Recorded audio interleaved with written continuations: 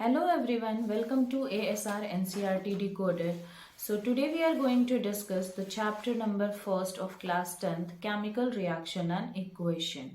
सो इस चैप्टर में आपको डिफरेंट टाइप ऑफ रिएक्शंस के बारे में पढ़ना है। वो सारे रिएक्शंस को आप किस बेसिस पर डिफरेंशिएट करते हैं वो जानना है, और भी कुछ कुछ रिएक्शंस के टाइप्स हैं उनको पढ़ना है। एक स्पेशल टॉपिक है इसमें आपका कोरोजन, वो पढ़ना है। जैसे कि आप देख पा रहे हैं वहाँ पे आपके सारे एग्जाम्पल्स के साथ और बड़ी ईजी और कंसाइज वे में सारी कुछ लिखी हुई है ना। तो the first is combination reaction. Combination मतलब भी होता है जुड़ जाना। तो अगर आपके रिएक्टेंट्स ऐड हो जा रहे होंगे और तब प्रोडक्ट बन रहा है तो that reaction is a type of combination reaction.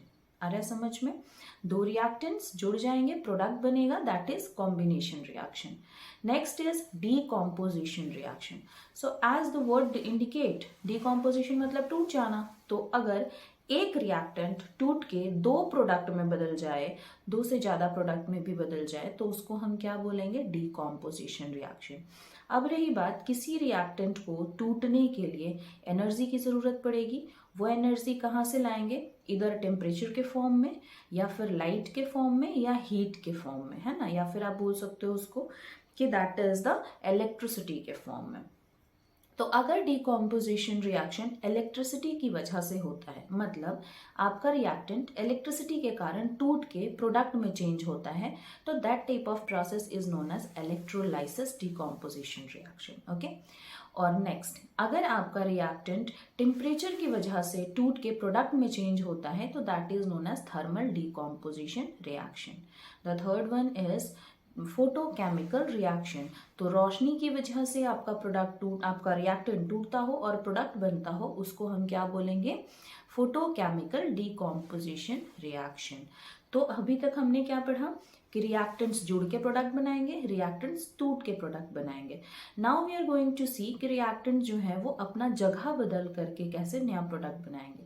तो that is known as displacement reaction, जिसमें रिएक्टेंट्स अपने जगह को चेंज करके नया प्रोडक्ट का फॉर्मेशन करते हैं।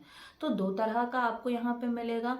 जो आपका इक्वेशंस है उसमें आपके दो तरह के डिस्प्लेसमेंट होंगे। The first displacement known as single displacement reaction, जिसमें सिर्फ एक एलिमेंट अपनी जगह को चेंज कर लेगा, तो ऐसे रिएक्शन को बोलेंगे single displacement reaction.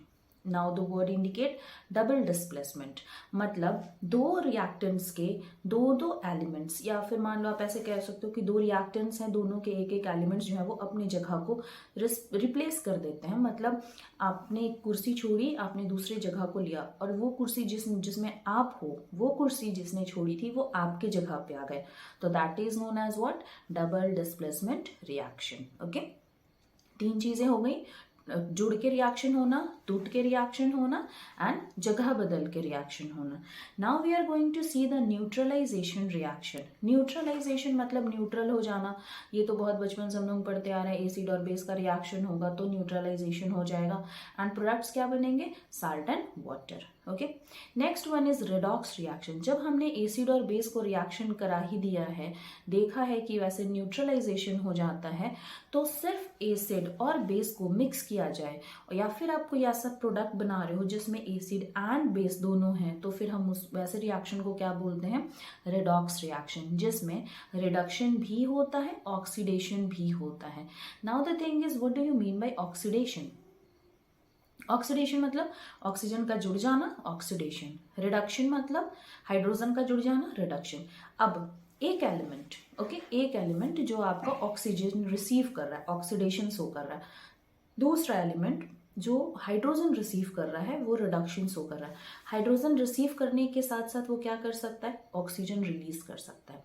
Oxygen accept करने के साथ साथ क्या कर सकता है? हाइड्रोजन रिलीज कर सकता है। तो that is oxidation and reduction reaction. Okay, so the next one is your exothermic reaction.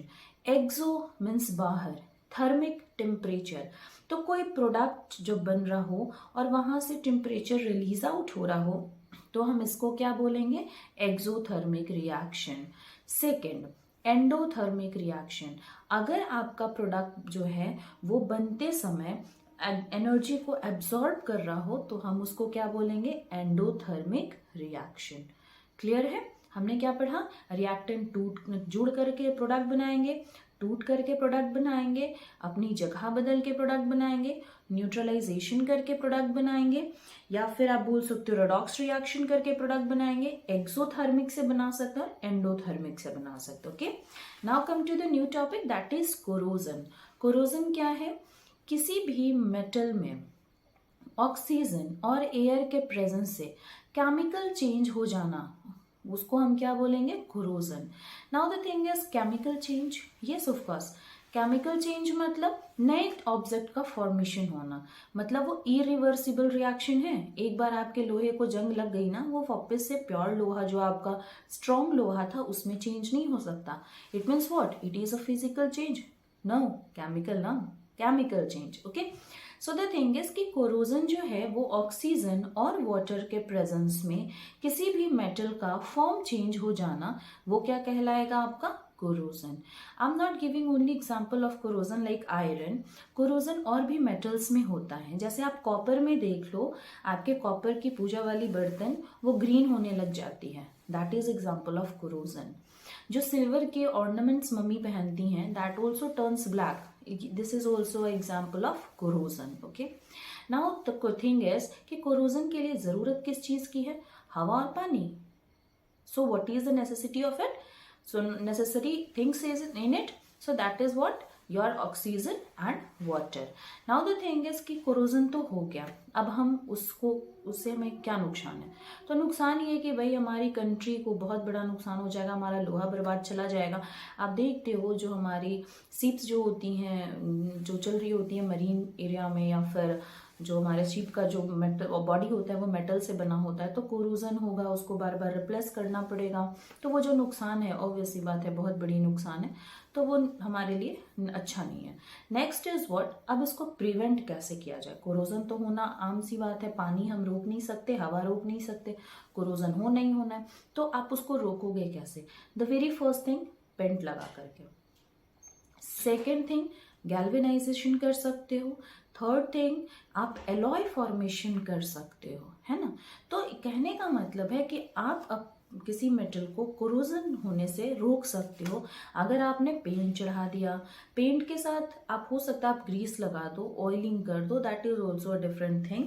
Next is what, आप इलेक्ट्रोप्लेटिंग कर सकते हो। Electroplating is a very common example of it. आप देखते होगे कि हमने 2 इलेक्ट्रोड्स लिए, एक इम्प्योर एक प्योर, तो और फिर उसमें जो इलेक्ट्रोलाइट्स होते हैं, करंट लगाने के बाद फिर इलेक्ट्रोलाइट से जो इम्प्योर ऑब्जेक्ट है वहाँ से सारे जो मेटल्स हैं हमारे वो रिलीज होने लग जाता है, प्योर मेटल में आके जुड़ने लग जाते हैं। तो इस तरह से इलेक्ट्रोलिसिस वाला प्रोसेस करेंगे हम, इलेक्ट्रिसिटी के हेल्प से मेटल्स को वहाँ से हम लोग हटाएंगे और दूसरे वाले ऑब्जेक्ट के ऊपर डिपॉजिट कर देंगे, that is known as electroplating. Okay, so what is it, कितने कितने तरह से हम लोग बचा सकते हैं। इधर हमने ऑब्जेक्ट को पेंट कर दिया, या तो फिर हमने ऑब्जेक्ट को एलॉय में चेंज कर दिया, मतलब अनदर मेटल के साथ मिक्स कर दिया। नेक्स्ट इज व्हाट, आप इलेक्ट्रोप्लेटिंग कर सकते हो, गैल्वेनाइजेशन कर सकते हो। तो ये हो गई आपकी कोरोजन की कहानी। It's all okay.